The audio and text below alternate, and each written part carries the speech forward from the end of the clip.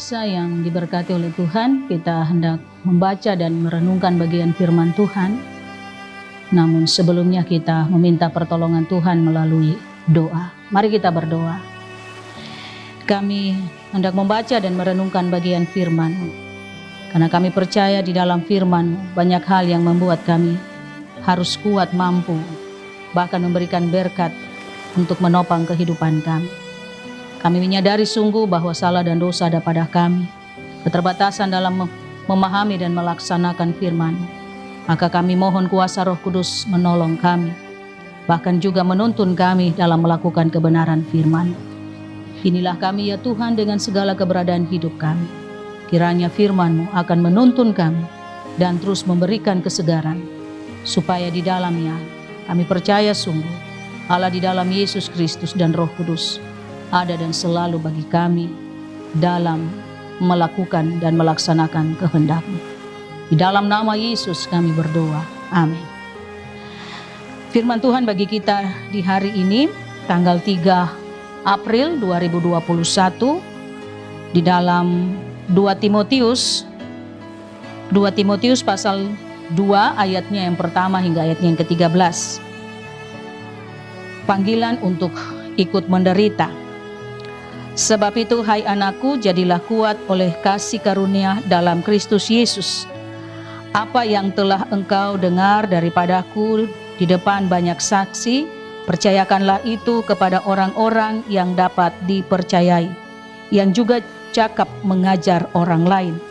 Ikutlah menderita sebagai seorang prajurit yang baik dari Kristus.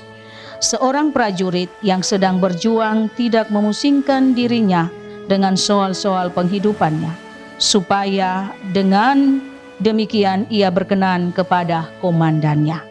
Seorang olahragawan hanya dapat memperoleh mahkota sebagai juara apabila ia bertanding menurut peraturan-peraturan olahraga.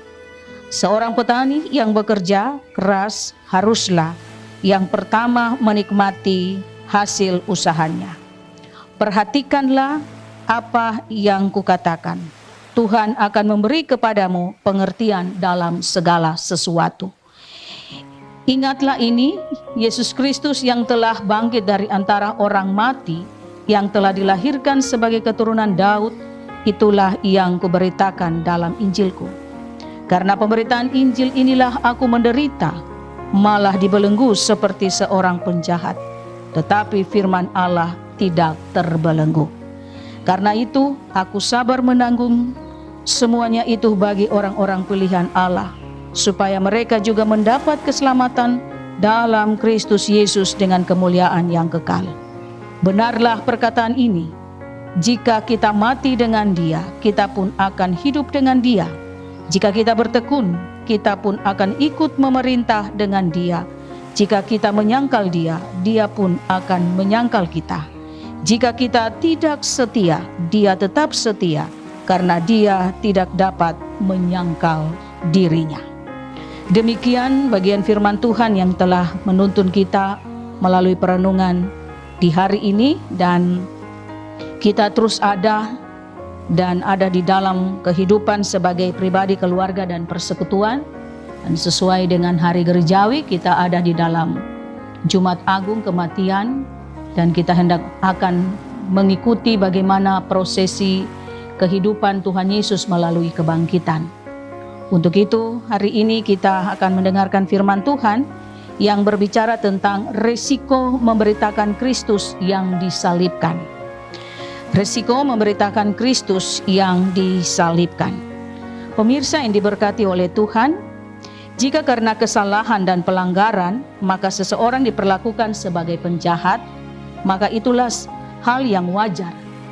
Namun sebaliknya, jika dalam keadaan tidak bersalah, seseorang harus dibelenggu sebagai penjahat, maka apakah itu wajar? Tentu jawabannya tidak. Maka pasti semua orang tidak akan mau menerimanya. Pemirsa yang diberkati oleh Tuhan, bagian ini menuntun kita sebagai pengikut Kristus bahwa setiap orang Kristen wajib menerimanya. Sebagaimana jalan Yesus adalah jalan penderitaan, demikianlah jalan para muridnya atau kita orang Kristen. Sebagaimana Yesus menderita bukan karena kesalahan dan pelanggaran, demikian juga dengan kita para muridnya atau orang Kristen. Kita akan ada di dalam penderitaan, bahkan kita bukan ada di dalam penderitaan yang sesungguhnya yang membuat kita menjadi penjahat, tetapi karena kebenaran Kristus yang kita sampaikan atau beritakan. Dalam hal ini Yesus yang tersalibkan yang akan menjadi bagian menuntun kita untuk tetap memberitakan Injil Kristus. Bapak Ibu, saudara-saudara, para pemirsa di mana saja berada, seperti hal yang dialami oleh Rasul Paulus dalam pembacaan kita di hari ini. Rasul Paulus dibelenggu sebagai seorang penjahat. Paulus mengalami resiko sebagai seorang prajurit baik dari sisi Tuhan Yesus. Ia harus ada dalam penderitaan sebagai seorang yang dikatakan sebagai penjahat. Bahkan dia mau memberi diri untuk tetap sabar dan berjuang sebagai seorang prajurit Yesus untuk setia kepada komandannya. Sekalipun ia katakan dalam pembacaan kita bahwa sebagai seorang penjahat ia dinyatakan seperti demikian, tetapi firman Allah tidak terbelenggu seperti kata firman Tuhan di dalam pembacaan kita. Jika kita mati dengan Dia, kita pun akan hidup dengan Dia. Jika kita bertekun, kita pun akan ikut memerintah dengan Dia. Jika kita menyangkal Dia, Dia pun akan menyangkal kita. Jika kita tidak setia, Dia tetap setia karena Dia tidak dapat menyangkal dirinya. Di dalam bacaan kita ayat 11 sampai dengan ayatnya yang ke-13. Firman Tuhan di hari ini akan kita pelajari untuk seterusnya dan selamanya. Menjadi sebuah risiko yang harus kita dapati dalam perjalanan hidup ini. Risiko yang juga berkaitan dengan pengambilan keputusan. Karena kita sudah menjadi pengikut Kristus. Namun kalau melihat perjalanan hidup setiap kita orang percaya, bahkan secara mendunia, banyak orang Kristen tidak mau menderita. Karena pasti kita akan berpikir penderitaan itu tidak menyenangkan. Tetapi dalam sudut pandang iman kita, kita harus ada dalam bagian itu sama seperti firman Tuhan. Sama seperti Yesus yang telah kita peringati dalam minggu sengsaranya, sampai dengan kita ada di dalam Jumat Agung dan sedang ada di dalam masa-masa di mana memperingati kematian Tuhan Yesus dan sedang menantikan kebangkitan. Setiap orang Kristen kita wajib untuk ada dalam penderitaan. Penderitaan banyak yang kita dapati secara fisik jasmani. Tetapi dari sudut pandang iman, kita juga harus menerima bagian sebagai seorang prajurit belajar dari Rasul Paulus. Sehingga kita juga harus setia kepada komandan. Bahkan bagaimana Rasul Paulus memberi contoh seorang petani, dia akan menikmati hasilnya dan itu sebuah kebanggaan. Ataupun seorang olahragawan, dia harus bertanding sesuai dengan peraturan-peraturan olahraga. Ini menandakan bahwa segala hal yang Rasul Paulus alami, itu juga akan menjadi bagian dalam hidup kita. Karena apa yang disampaikan Rasul Paulus, dia juga mempersiapkan Timotius, seorang anak rohani yang akan melanjutkan tongkat estafet pemberitaan Injil. Maka Rasul Paulus banyak mendidik dia, menuntun dia, supaya dia pun dapat mempersiapkan diri selayaknya apa yang dia dapati dari gurunya, yaitu Rasul Paulus. Maka menjadi sebuah risiko hidup dalam pekerjaan Tuhan, baik sebagai pendeta, guru jemaat, penatua dan syemasi, bahkan sebagai pengikut Kristus yang telah mengaku Yesus sebagai Tuhan dan Juru Selamat. Kita tidak ada di dalam zona aman saja, tetapi kita juga diperhadapkan dengan kenyataan-kenyataan yang sekarang. Bahkan persoalan dunia, kita ada dalam proses penderitaan Yesus, kita juga ada dengan musibah-musibah di dalam dunia ini. Menandakan bahwa kita digiring sama halnya dengan Yesus untuk berhadapan dengan kenyataan hidup yang di dalamnya mengandung sebuah risiko. Dan yang kita jalani sampai hari ini, kita harus mampu menyampaikan bahwa risiko sebagai seorang yang mengikut Yesus yang tersalibkan, bukan bagian yang akan membuat kita menjadi kalah, tapi akan ada kemenangan karena Yesus akan bangkit, dan memang Dia telah bangkit, dan kemenangan itu memberikan kita sebagai orang-orang yang telah diselamatkan. Oleh sebab itu, Bapak Ibu pemirsa, saudara-saudara di mana saja berada, mari kita belajar dari Rasul Paulus dan Timotius, bagaimana Timotius dipersiapkan oleh Tuhan melalui Rasul Paulus. Demikian juga Bapak Ibu Saudara dan saya. Kita tidak bisa berkata bahwa itu hanya tugas sebagai seorang pelayan firman ataupun penatua dan syemasi, tapi Bapak Ibu Saudara dan saya, semua kita telah mengaku Yesus. Maka kita wajib menerima risiko memberitakan Injil bagi kita semua, karena Yesus yang tersalibkan sekalipun tanpa bukti kejahatan, tapi Ia telah memenangkan kuasa maut, dan salib itu telah menjadi lambang keselamatan untuk Bapak Ibu Saudara dan saya kita sekalian. Seperti disampaikan di dalam ayatnya yang ke-7b dari pembacaan kita, Tuhan akan memberikan kepadamu pengertian dalam segala hal. Timotius dikuatkan oleh Tuhan melalui Rasul Paulus bahwa ketika dia menghadapi sesuatu, dia memenuhi panggilannya, maka dia akan diberikan pengertian.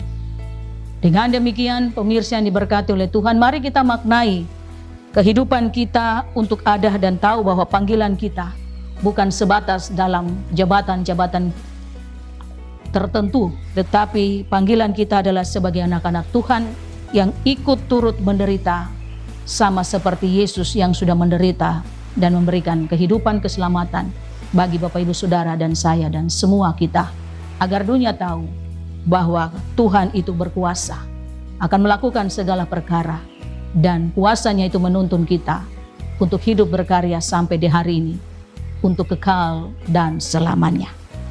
Amin. Mari kita berdoa. Kami telah mendengarkan firman-Mu Tuhan. Ajarkan kami untuk dapat melakukannya. Kendati pun banyak persoalan, tantangan, penderitaan yang akan kami dapati di dalam dunia ini, tapi menjadi sebuah risiko untuk kami bahwa kami mengimani Engkau sebagai Tuhan dan Juru Selamat kami, yang telah mati dan bangkit bagi kami sekalian. Maka kuatkan, mampukan kami, supaya kami terus ada dalam hikmat Tuhan. Kami ada dalam pengertian yang Tuhan anugerahkan, sehingga panggilan kami sebagai anak-anak Tuhan dapat kami maknai, dapat kami lakukan dalam tugas profesi kehidupan kami masing-masing. Sehingga ketika Engkau ada bagi kami, ketika kami ada dalam persoalan, bahkan penderitaan sekalipun, panggilan itu akan menuntun kami bahwa Tuhan, Engkau selalu ada dan menolong kami di mana saja kami berada, bahkan di dalam situasi kondisi apapun.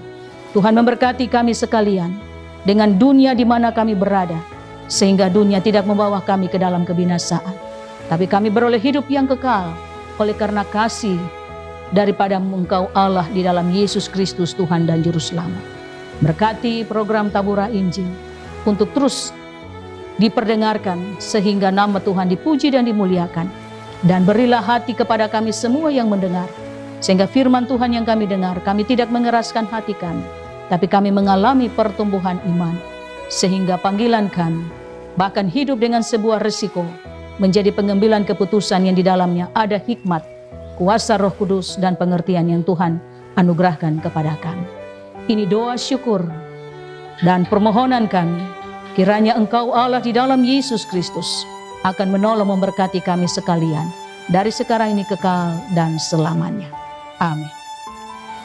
Bapak Ibu para pemirsa di mana saja berada, demikian program Taburah Injil yang selalu kita dengar setiap hari. Mari kita terus memberi diri untuk dibekali, dituntun, diperbaiki oleh Tuhan melalui program Taburah Injil dengan firman-Nya, sehingga kita terus menyatakan kuasa Tuhan dalam pribadi kita, keluarga, dan persekutuan. Tuhan memberkati kita sekalian. Shalom.